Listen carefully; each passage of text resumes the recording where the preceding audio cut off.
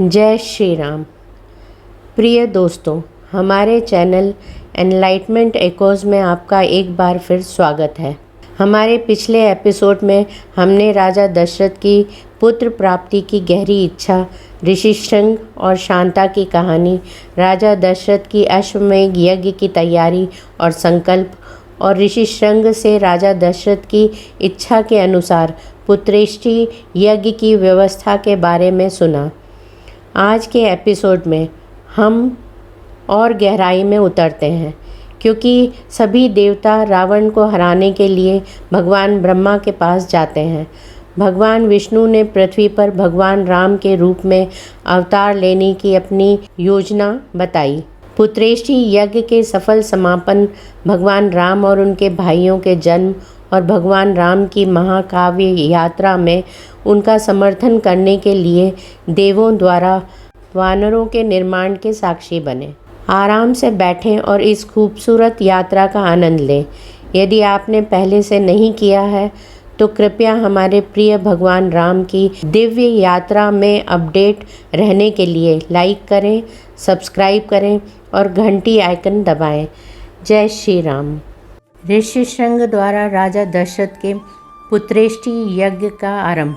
देवताओं की प्रार्थना से ब्रह्मा जी का रावण के वध का उपाय ढूंढ निकालना तथा भगवान विष्णु का देवताओं को आश्वासन देना। महात्मा ऋषिशृंग बड़े मेधावी और वेदों के ज्ञाता थे। उन्होंने थोड़ी देर तक ध्यान लगाकर अपने भावी कर्तव्य का निश्चय किया। फिर ध्यान से विरत हो वे राजा से इस प्रकार बोले, महाराज, मैं आपको पुत्र की प्राप्ति कराने के लिए अथर्ववेद के मंत्रों से पुत्रेष्टि नामक यज्ञ करूँगा। वेदोक्त विधि के अनुसार अनुष्ठान करने पर वह यज्ञ अवश्य सफल होगा।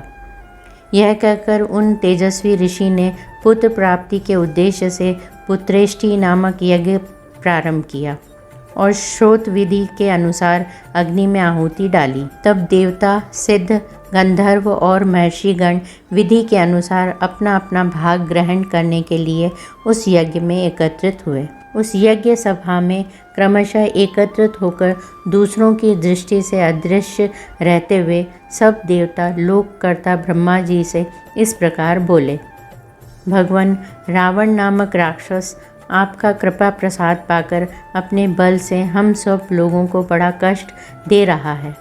हम में इतनी शक्ति नहीं है कि अपने पराक्रम से उसको दबा सकें।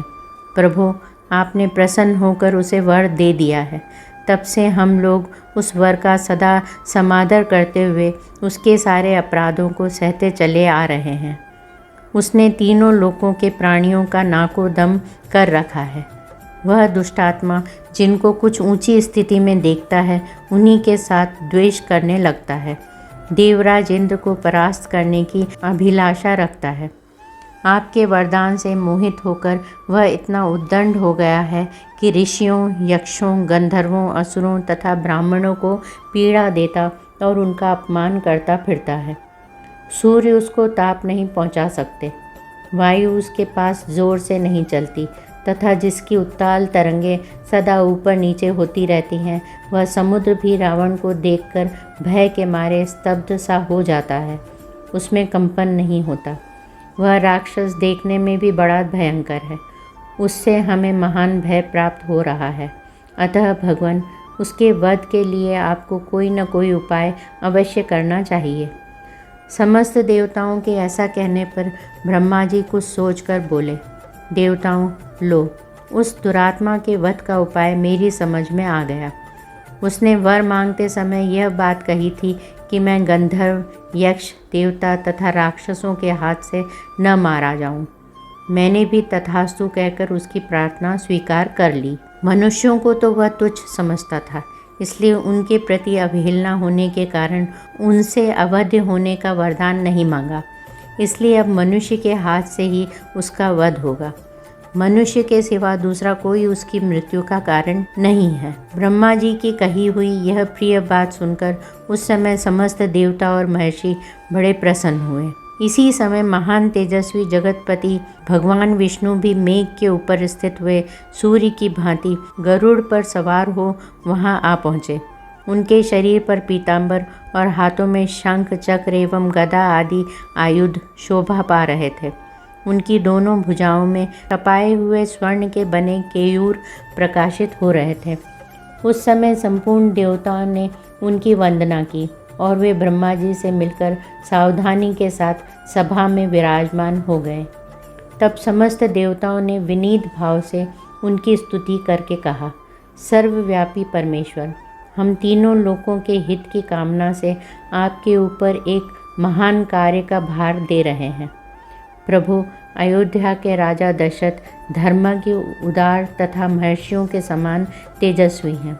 उनके 3 रानियां हैं जो ह्रीम, श्रीम और कीर्ति इन 3 देवियों के समान हैं। विष्णुदेव, आप अपने 4 स्वरूप बनाकर राजा की उन तीनों रानियों के गर्भ से पुत्र रूप में अवतार ग्रहण कीजिए। इस प्रकार मनुष्य रूप में प्रकट होकर आप संसार के लिए प्रबल कंटक रूप रावण को, जो देवताओं के लिए भी अवध्य है, समर भूमि में मार डालिए। वह मूर्ख राक्षस रावण अपने बढ़े हुए पराक्रम से देवता, गंधर्व, सिद्ध तथा श्रेष्ठ महर्षियों को बहुत कष्ट दे रहा है। उस रौद्र निशाचर ने ऋषियों को तथा नंदनवन में क्रीड़ा करने वाले गंधर्वों और अप्सराओं को भी स्वर्ग से भूमि पर गिरा दिया है। इसलिए मुनियों सहित हम सब सिद्ध, गंधर्व, यक्ष तथा देवता उसके वध के लिए आपकी शरण में आए हैं। शत्रुओं को संताप देने वाले देव, आप ही हम सब लोगों की परम गति हैं। अतः इन देवद्रोहियों का वध करने के लिए आप मनुष्य लोक में अवतार लेने का निश्चय कीजिए। उनके इस प्रकार स्तुति करने पर सर्वलोक वंदित देव प्रवर देवादिदेव भगवान विष्णु ने वहाँ एकत्रित हुए उन समस्त ब्रह्मा आदि धर्मपरायण देवताओं से कहा, देवगण, तुम्हारा कल्याण हो, तुम भय को त्याग दो। मैं तुम्हारा हित करने के लिए रावण को पुत्र, पौत्र, अमात्य, मंत्री और बंधु बांधवों सहित युद्ध में मार डालूंगा। देवताओं तथा ऋषियों को भय देने वाले उस क्रूर एवं दुर्धर्ष राक्षस का नाश करके मैं 11,000 वर्षों तक इस पृथ्वी का पालन करता हुआ मनुष्य लोक में निवास करूंगा। देवताओं को ऐसा वर देकर मनस्वी भगवान विष्णु ने मनुष्य लोक में पहले अपनी जन्मभूमि के संबंध में विचार किया। इसके बाद कमल नयन श्री हरि ने अपने को 4 स्वरूपों में प्रकट करके राजा दशरथ को पिता बनाने का निश्चय किया। तब देवता, ऋषि, गंधर्व, रुद्र तथा अप्सराओं ने दिव्य स्तुतियों के द्वारा भगवान मधुसूदन का स्तवन किया। वे कहने लगे, प्रभु, रावण बड़ा उद्दंड है, उसका तेज अत्यंत उग्र और घमंड बहुत बड़ा चढ़ा है। वह देवराज इंद्र से सदा द्वेष रखता है, तीनों लोकों को रुलाता है। साधुओं और तपस्वी जनों के लिए तो वह बहुत बड़ा कंटक है। अतः तापसों को भय देने वाले उस भयानक राक्षस की आप जड़ उखाड़ डालिए। उपेंद्र, सारे जगत को रुलाने वाले उस उग्र पराक्रमी रावण को सेना, बंधु बांधवों सहित नष्ट करके अपनी स्वाभाविक निश्चिंतता के साथ अपने ही द्वारा सुरक्षित उस चिरंतन वैकुंठ धाम में आ जाइए, जिसे राग, द्वेष आदि दोषों का कलुष कभी छू नहीं पाता है। तदनंतर उन श्रेष्ठ देवताओं द्वारा इस प्रकार रावण वध के लिए नियुक्त होने पर सर्वव्यापी नारायण ने रावण वध के उपाय को जानते हुए भी देवताओं से यह मधुर वचन कहा, देवगण, राक्षस राज रावण के वध के लिए कौन सा उपाय है जिसका आश्रय लेकर मैं महर्षियों के लिए कंटक रूप उस निशाचर का वध करूं? उनके इस तरह पूछने पर सब देवता उन अविनाशी भगवान विष्णु से बोले, प्रभु, आप मनुष्य का रूप धारण करके युद्ध में रावण को मार डालिए। उस शत्रुदमन निशाचर ने दीर्घ काल तक तीव्र तपस्या की थी, जिससे सब लोगों के पूर्वज लोक सृष्टा ब्रह्मा जी उस पर प्रसन्न हो गए। उस पर संतुष्ट हुए भगवान ब्रह्मा ने उस राक्षस को यह वर दिया कि तुम्हें नाना प्रकार के प्राणियों में से मनुष्य के सिवा और किसी से भय नहीं है। पूर्व काल में वरदान लेते समय उस राक्षस ने मनुष्यों को दुर्बल समझकर उनकी अवहेलना कर दी थी। इस प्रकार पितामह से मिले हुए वरदान के कारण उसका घमंड बढ़ गया है। शत्रुओं को संताप देने वाले देव, वह तीनों लोकों को पीड़ा देता और स्त्रियों का भी अपहरण कर लेता है। अतः उसका वध मनुष्य के हाथ से ही निश्चित हुआ है। समस्त जीवात्माओं को वश में रखने वाले भगवान विष्णु ने देवताओं की यह बात सुनकर अवतार काल में राजा दशरथ को ही पिता बनाने की इच्छा की। उसी समय वे शत्रुसूदन महातेजस्वी नरेश पुत्रहीन होने के कारण पुत्र प्राप्ति की इच्छा से पुत्रेष्टि यज्ञ कर रहे थे। उन्हें पिता बनाने का निश्चय करके भगवान विष्णु पितामह की अनुमति ले देवताओं और महर्षियों से पूजित हो वहाँ से अंतर्धान हो गए।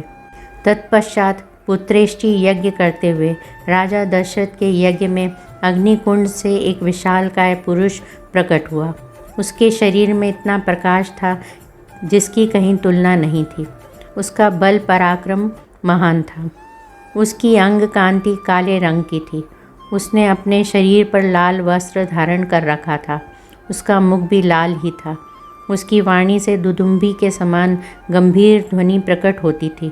उसके रोम, दाढ़ी, मूछ और बड़े बड़े केश चिकने और सिंह के समान थे।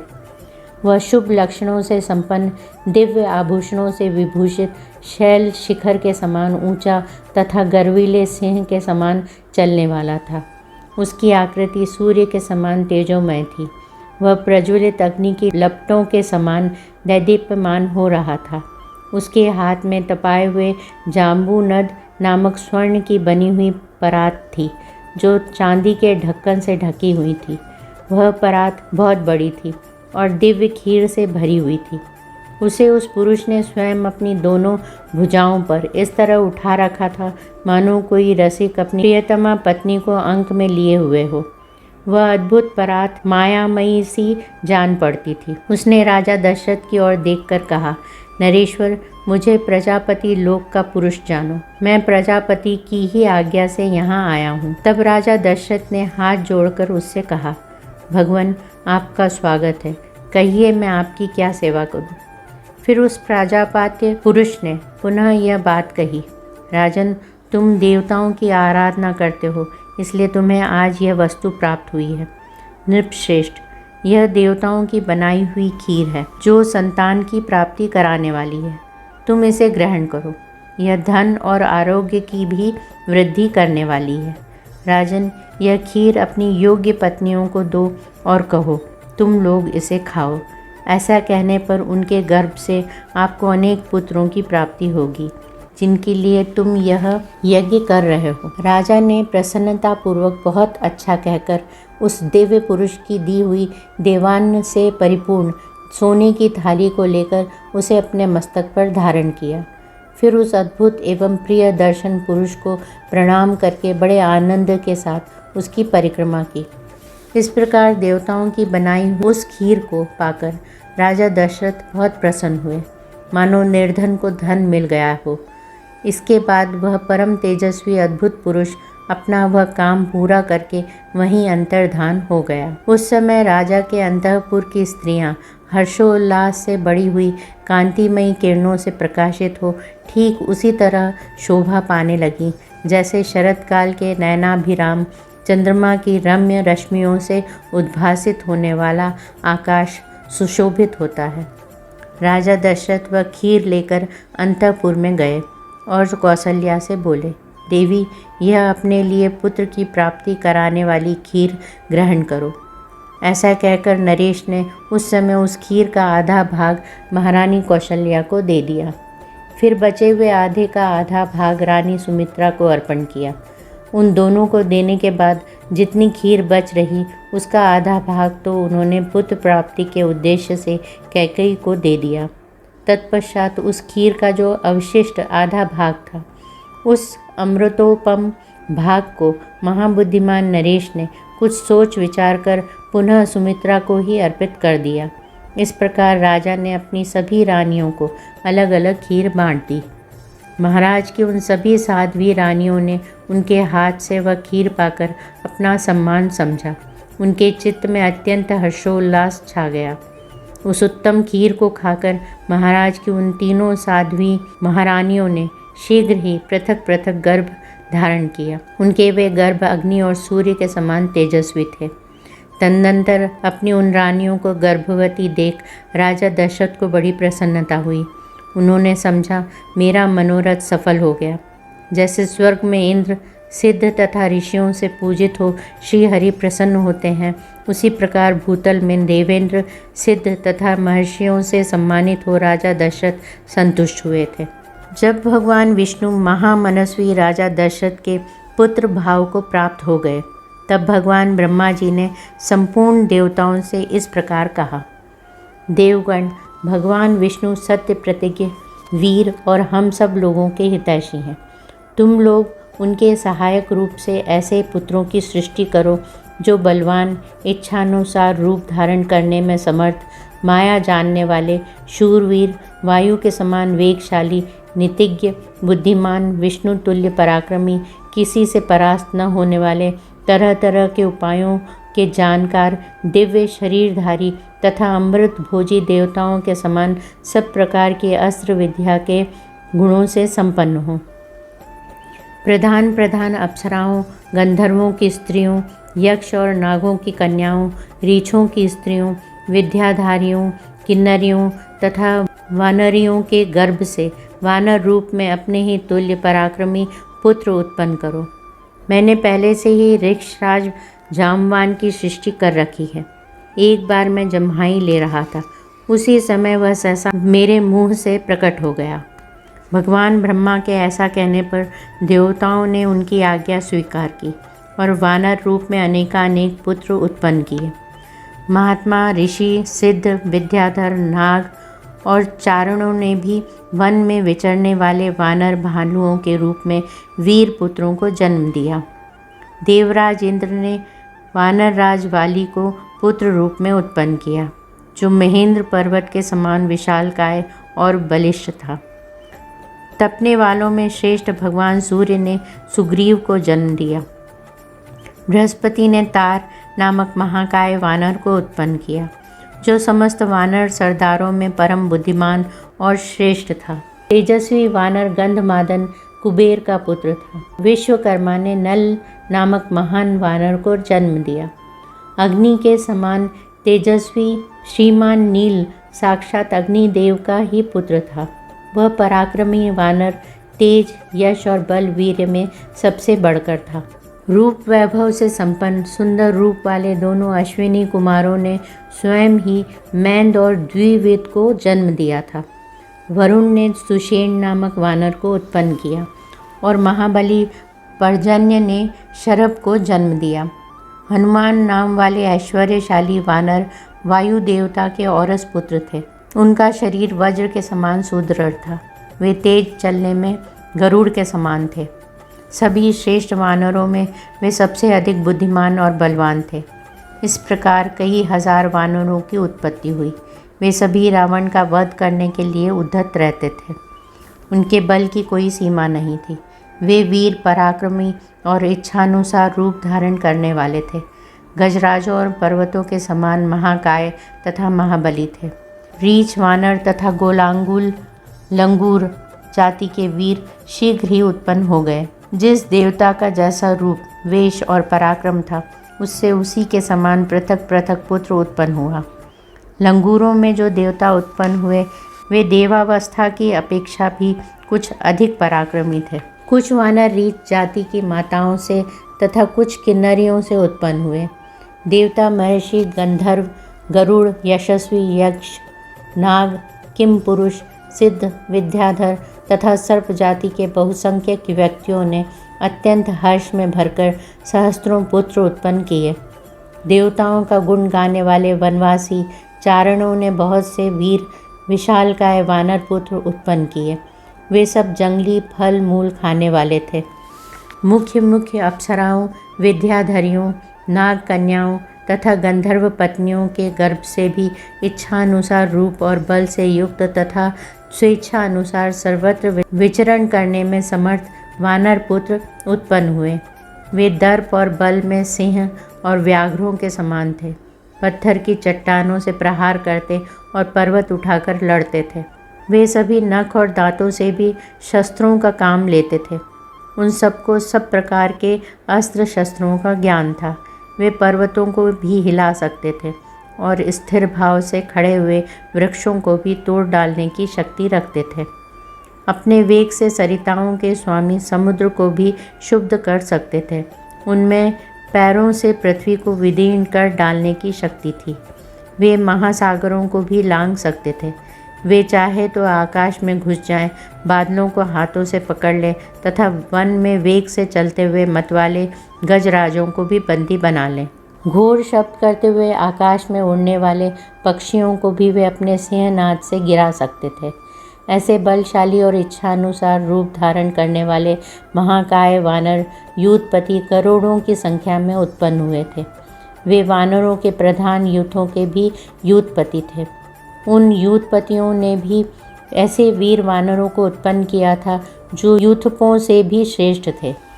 वे और ही प्रकार के वानर थे। इन प्राकृत वानरों से विलक्षण थे। उनमें से सहस्त्रों वानर यूथपति ऋक्षवान पर्वत के शिखरों पर निवास करते थे। दूसरों ने नाना प्रकार के पर्वतों और जंगलों का आश्रय लिया। इंद्र कुमार वाली और सूर्य नंदन सुग्रीव ये दोनों भाई थे। समस्त वानर यूथपति उन दोनों भाइयों की सेवा में उपस्थित रहते थे। इसी प्रकार वे नल, नील, हनुमान तथा अन्य वानर सरदारों का आश्रय लेते थे। वे सभी गरुड़ के समान भाग्यशाली तथा युद्ध की कला में निपुण थे।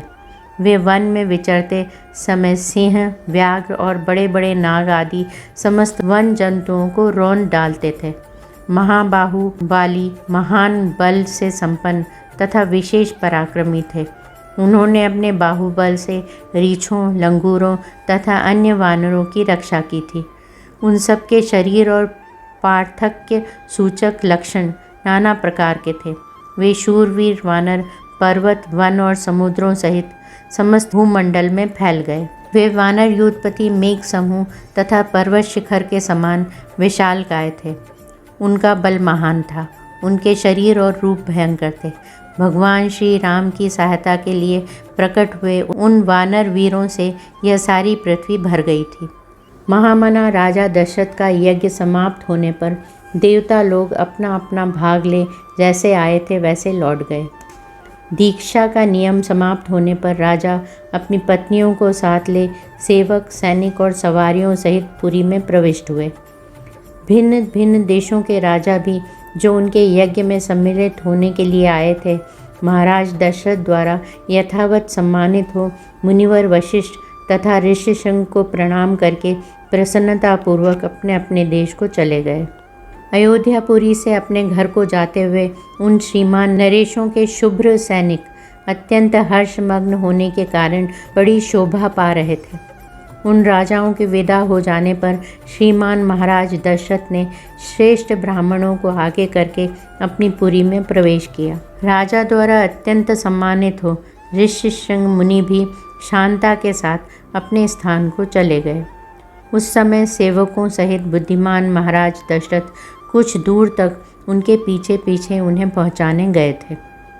इस प्रकार उन सब अतिथियों को विदा करके सफल मनोरथ हुए राजा दशरथ पुत्रोत्पत्ति की प्रतीक्षा करते हुए वहां बड़े सुख से रहने लगे। यज्ञ समाप्ति के पश्चात जब 6 ऋतुएं बीत गईं, तब 12वें मास में चैत्र के शुक्ल पक्ष की 9वीं तिथि को पुनर्वसु नक्षत्र एवं कर्क लग्न में कौसल्या देवी ने दिव्य लक्षणों से युक्त सर्वलोक वंदित जगदीश्वर श्री राम को जन्म दिया।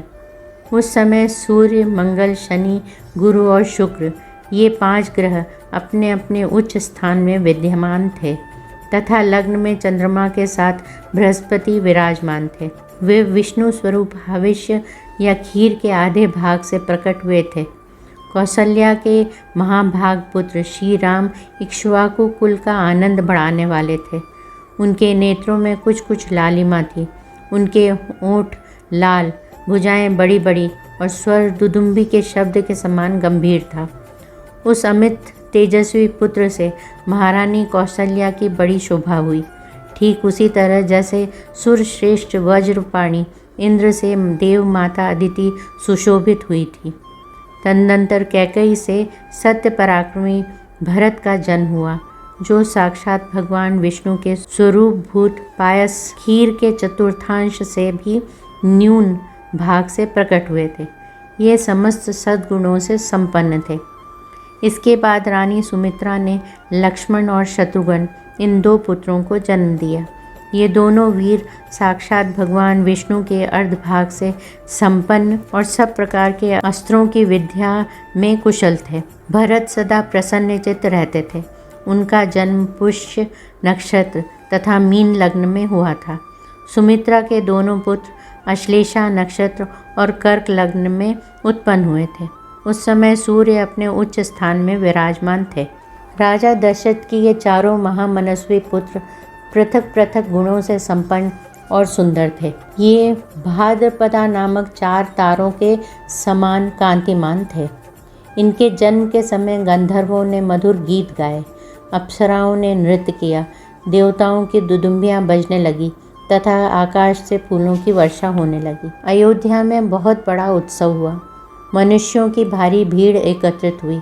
गलियां और सड़कें लोगों से खचाखच भरी थी। बहुत से नट और नर्तक वहां अपनी कलाएं दिखा रहे थे।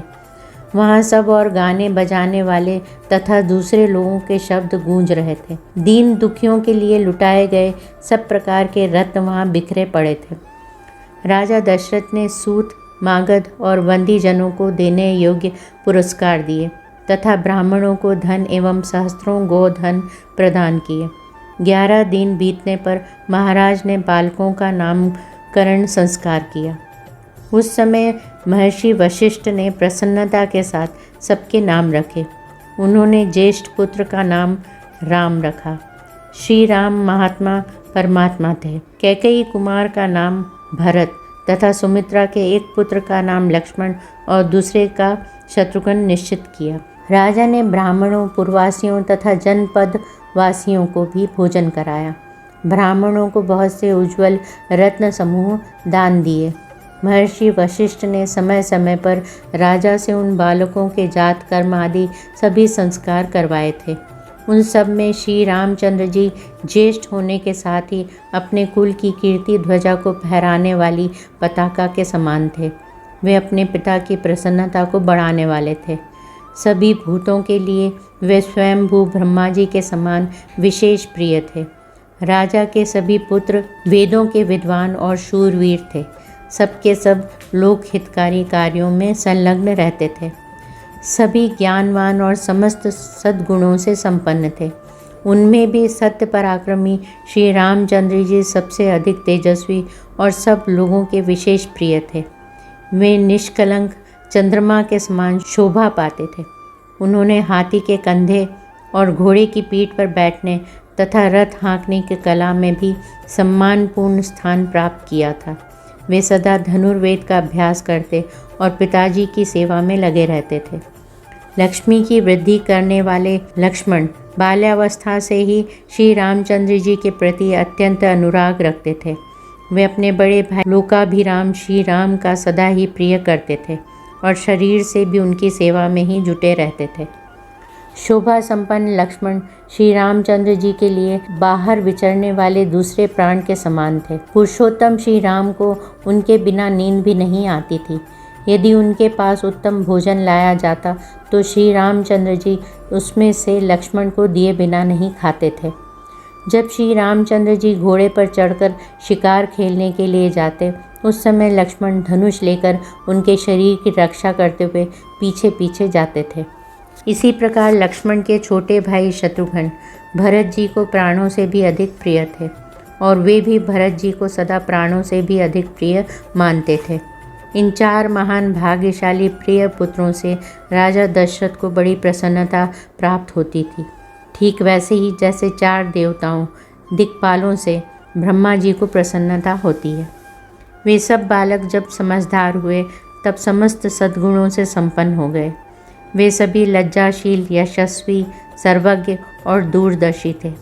ऐसे प्रभावशाली और अत्यंत तेजस्वी उन सभी पुत्रों की प्राप्ति से राजा दशरथ लोकेश्वर ब्रह्मा की भांति बहुत प्रसन्न थे। एक दिन धर्मात्मा राजा दशरथ पुरोहित तथा बंधु बांधवों के साथ बैठकर पुत्रों के विवाह के विषय में विचार कर रहे थे। मंत्रियों के बीच में विचार करते हुए उन महामना नरेश के यहाँ महातेजस्वी महामुनि विश्वामित्र पधारे। वे राजा से मिलना चाहते थे। उन्होंने द्वारपालों से कहा, तुम लोग शीघ्र जाकर महाराज को यह सूचना दो कि कुशिक वंशी गाधी पुत्र विश्वामित्र आए हैं। उनकी यह बात सुनकर वे द्वारपाल दौड़े हुए राजा के दरबार में गए। वे सब विश्वामित्र के उस वाक्य से प्रेरित होकर मन ही मन घबराए हुए थे। राजा के दरबार में पहुंचकर उन्होंने इक्ष्वाकु कुल नंदन अवध नरेश से कहा, महाराज, महर्षि विश्वामित्र पधारे हैं। उनकी वह बात सुनकर राजा सावधान हो गए।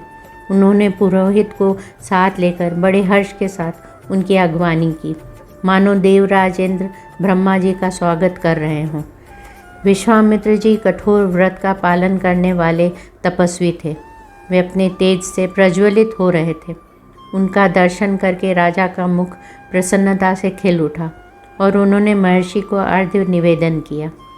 राजा का वह अर्घ्य शास्त्रीय विधि के अनुसार स्वीकार करके महर्षि ने उनसे कुशल मंगल पूछा। धर्मात्मा विश्वामित्र ने क्रमशः राजा के नगर, खजाना, राज्य, बंधु बांधव तथा मित्र वर्ग आदि के विषय में कुशल प्रश्न किया। राजन, आपके राज्य की सीमा के निकट रहने वाले शत्रु राजा आपके समक्ष नतमस्तक तो हैं। आपने उन पर विजय तो प्राप्त की है ना? आपके यज्ञ, याग आदि देव कर्म और अतिथि सत्कार आदि मनुष्य कर्म तो अच्छी तरह संपन्न होते हैं ना? इसके बाद महाभाग मुनिवर विश्वामित्र ने वशिष्ठ जी तथा अन्यान्य ऋषियों से मिलकर उन सब का यथावत कुशल समाचार पूछा।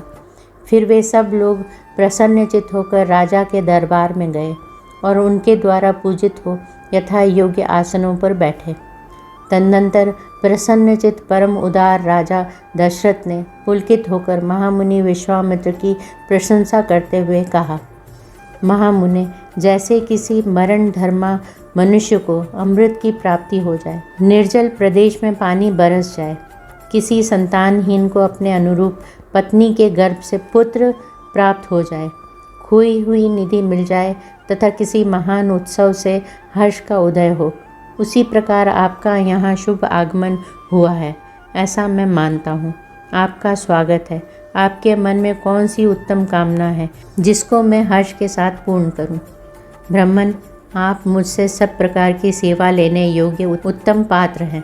मानद, मेरा अहोभाग्य है जो आपने यहाँ तक पधारने का कष्ट उठाया। आज मेरा जन्म सफल और जीवन धन्य हो गया। मेरी बीती हुई रात सुंदर प्रभात दे गई, जिससे मैंने आज आप ब्राह्मण शिरोमणि का दर्शन किया। पूर्व काल में आप राजश्री शब्द से उपलक्षित होते थे, फिर तपस्या से अपनी अद्भुत प्रभा को प्रकाशित करके आपने ब्रह्म ऋषि का पद पाया। अतः आप राजश्री और ब्रह्म ऋषि दोनों ही रूपों में मेरे पूजनीय हैं। आपका जो यहाँ मेरे समक्ष शुभागमन हुआ है, यह परम पवित्र और अद्भुत है। प्रभु, आपके दर्शन से आज मेरा घर तीर्थ हो गया। मैं अपने आप को पुण्य क्षेत्रों की यात्रा करके आया हुआ मानता हूँ। बताइए, आप क्या चाहते हैं? आपके शुभागमन का शुभ उद्देश्य क्या है? उत्तम व्रत का पालन करने वाले महर्षि, मैं चाहता हूँ कि आपकी कृपा से अनुग्रहित होकर आपके अभीष्ट मनोरथ को जान लूँ और अपने अभ्युदय के लिए उसकी पूर्ति करूँ। कार्य सिद्ध होगा या नहीं, ऐसे संशय को अपने मन में स्थान न दीजिए। आप जो भी आज्ञा देंगे मैं उसका पूर्ण रूप से पालन करूँगा, क्योंकि सम्माननीय अतिथि होने के नाते आप मुझ गृहस्थ के लिए देवता हैं। ब्राह्मण, आज आपके आगमन से मुझे संपूर्ण धर्मों का उत्तम फल प्राप्त हो गया। यह मेरे महान अभ्युदय का अवसर आया है। मनस्वी नरेश के कहे हुए ये विनय युक्त वचन, जो हृदय और कानों को सुख देने वाले थे, सुनकर विख्यात गुण और यश वाले शम, दम आदि सद्गुणों से संपन्न महर्षि विश्वामित्र बहुत प्रसन्न हुए। धन्यवाद कि आपने हमारे साथ इस ज्ञानपूर्ण सफ़र पर साझा किया। न भूलें एनलाइटमेंट एकोज़ को लाइक, शेयर और सब्सक्राइब करना। हम आपको वाल्मीकि रामायण की और रोमांचक कहानियों से जुड़े रहने की शुभकामनाएं देते हैं। जय श्री राम।